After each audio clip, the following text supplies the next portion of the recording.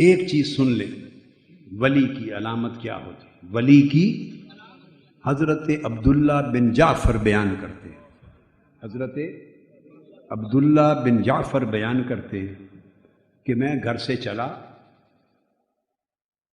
اور ایک صحرا میں آیا، صحرا میں نخلستان تھا، کھجوروں کا باغ تھا۔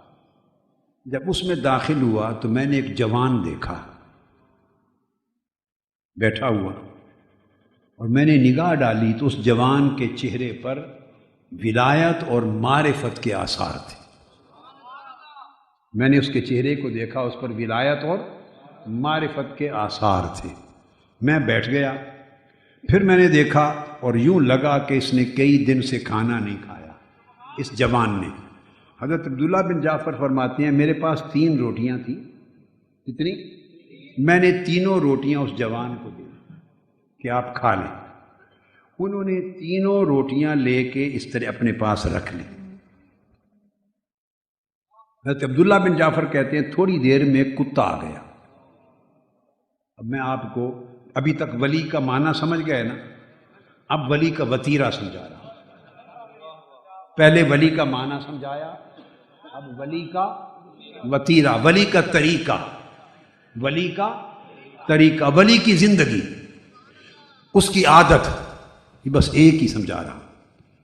تو ایک کتا آ گیا، اس جوان نے ایک روٹی اٹھائی اور کتے کو پھینک دی۔ کتے نے روٹی کھا لی اور کھا کے ختم کر کے پھر منہ اٹھایا جوان کی طرف۔ اس نے دوسری روٹی بھی کتے کو دی، اس کتے نے دوسری روٹی بھی ختم کر لی اور پھر منہ اس جوان کی طرف اٹھا کے کھڑا ہو گیا۔ اس نے وہ تیسری روٹی بھی اس کو دی۔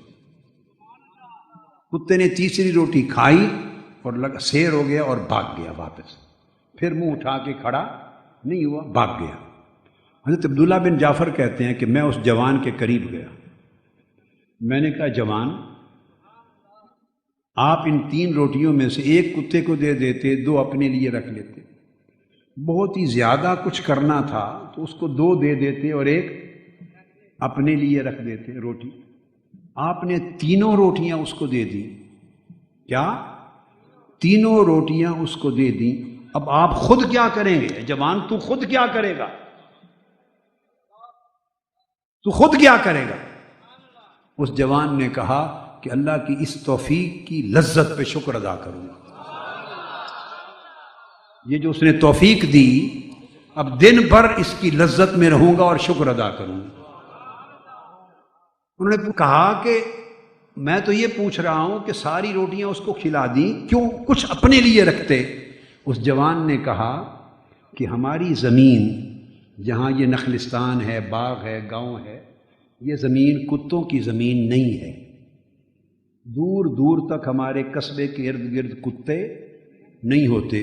اب اس کتے کا آنا، اس کا مطلب ہے ہمارے گاؤں کے دور دور تک کتا ہے ہی نہیں، یہ کتوں کی زمین نہیں۔ اس کا مطلب ہے بہت دور سے کہیں سے آیا ہے اور روٹی کی تلاش میں آیا ہے، کتا بھوکا تھا۔ مجھے شرم آئی کہ وہ بار بار سر اٹھاتا تھا اور مجھے اندازہ ہوتا تھا کہ اس کی بھوک ابھی میٹھی نہیں۔ مجھے شرم آئی کہ خود اپنے لیے روٹی رکھ لوں، کتے کو بھوکا واپس بھیج دوں، مجھے شرم آئی۔ تو ولی کتے کو بھوکا رکھنے پہ بھی شرما،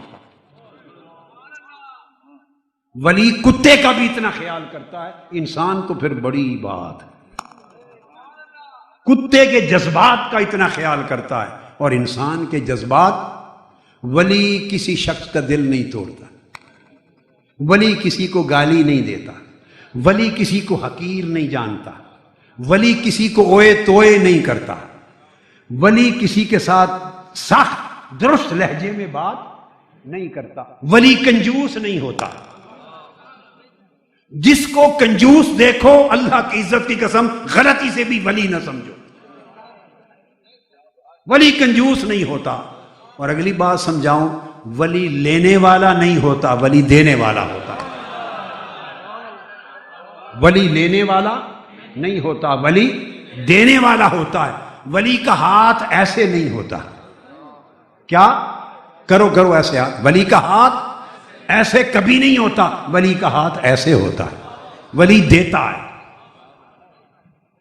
ولی معاف کرنے والا ہوتا ہے.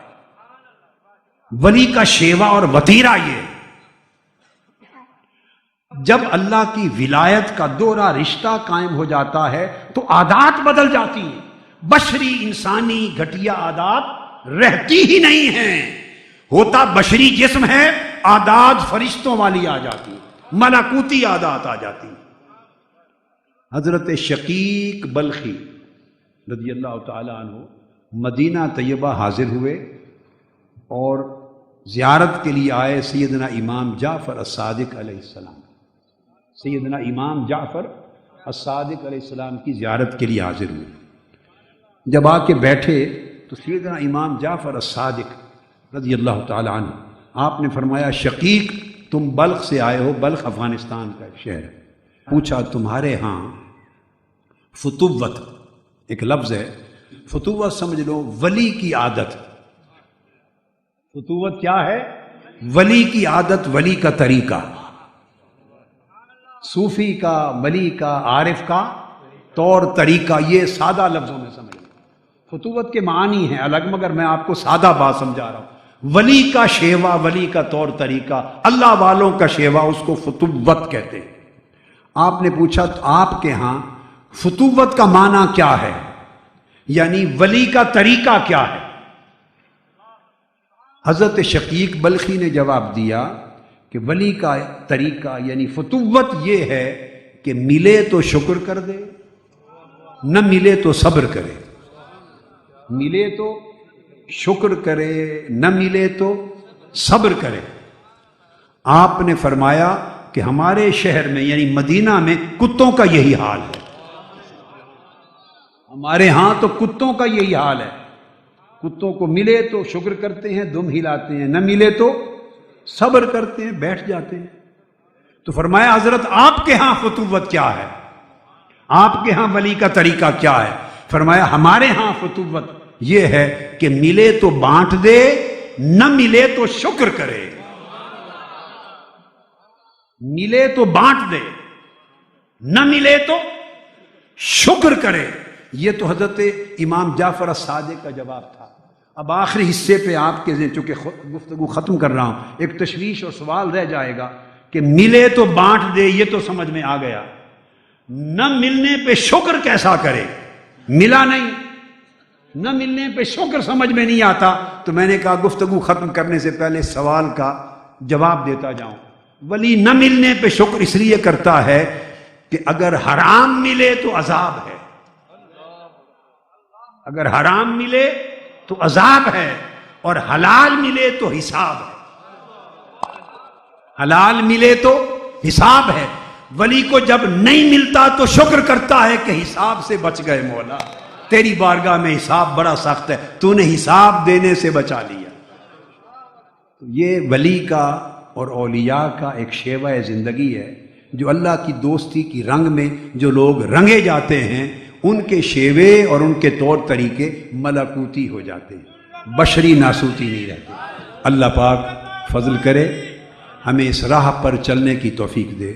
وما علینا الا البلاغ والسلام علیکم ورحمۃ اللہ وبرکاتہ. جب روح قابض ہو اور جسم کے اندر دل کو روح اپنے جیسا بنا لے، اپنے جیسا بنا لے، تو جب دل پر روح کا رنگ چڑھ جائے، روح ترقی کر کے سر بن جاتی ہے اور دل ترقی کر کے روح بن جاتا ہے.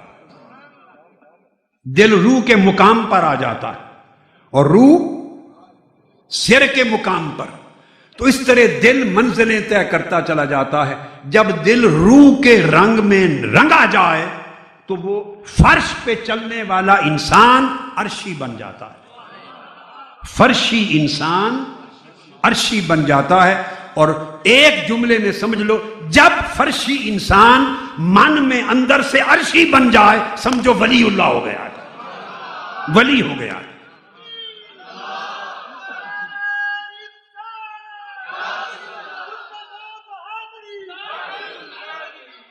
تن فرشی ہوتا ہے، تن فرشی ہوتا ہے، اور من، بولیے، من عرشی ہو جاتا ہے. جب یہ کیفیت نصیب ہو جائے تو اس کیفیت کو اور اس حالت کو ولایت کہتے ہیں. اور ایسے انسان کو ولی کہتے ہیں، ایسے انسان کو ولی کہتے ہیں، اور وہ پھر دل کا سخی ہو جاتا۔